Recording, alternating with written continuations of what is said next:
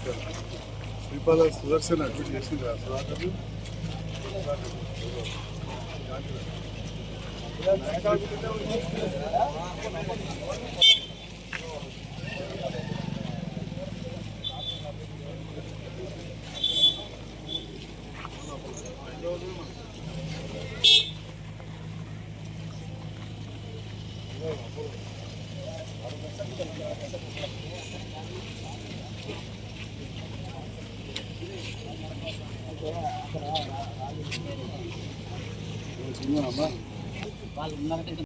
అన్న అడ్డర్ రావద్దు ప్లీజ్ తీసుకుందాం.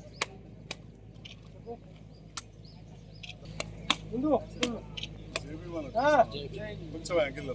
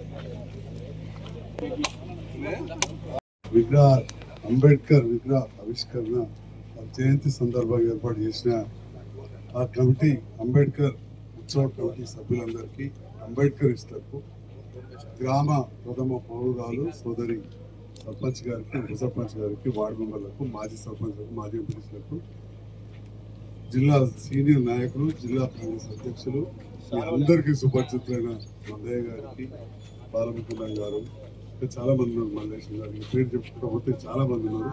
మాజీ సర్పంచ్లకు పాత్రికేయ మిత్రులు అందరికీ నమస్కారం. ఈరోజు అంబేద్కర్ జయంతి. అంబేద్కర్ గారి విగ్రహాలు ప్రపంచంలో ఎక్కడ ఎవరికి లేని ఉన్న విషయం అందరికీ కూడా తెలుసు.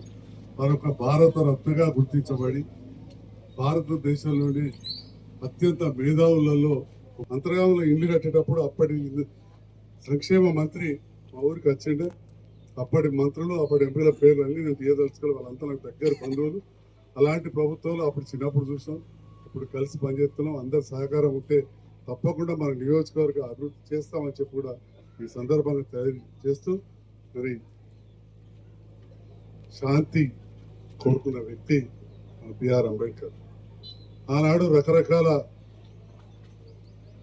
చెప్పాలంటే ఎన్నో రకాలుగా అంటరానితనం అనేది అత్యంత దుర్మార్గమైన మన ప్రజల్లో ఉంది. అలాంటి అప్పుడు కూడా వారు హింసను ప్రేరేపించలేదు. శాంతియుతంగా మనల్ని అలా చూడకూడదని చెప్పి వారు నిరంతరం ప్రయత్నం చేశారు.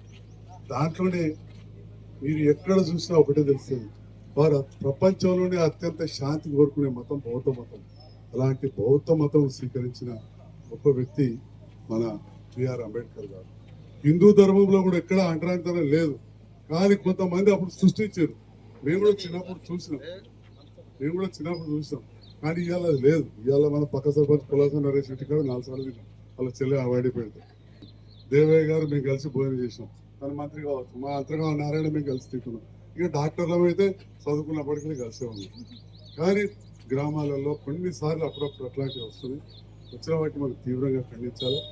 అంబేద్కర్ శాంతి కాముకుడు, మన దేశానికి నిర్దేశం చేసి ఇలా ప్రపంచం మొత్తం చూస్తే కూడా ఇవాళ తీవ్రవాదంతో ఆ బాంబుల వర్షంతో అల్లకల్లోలం అవుతుంది.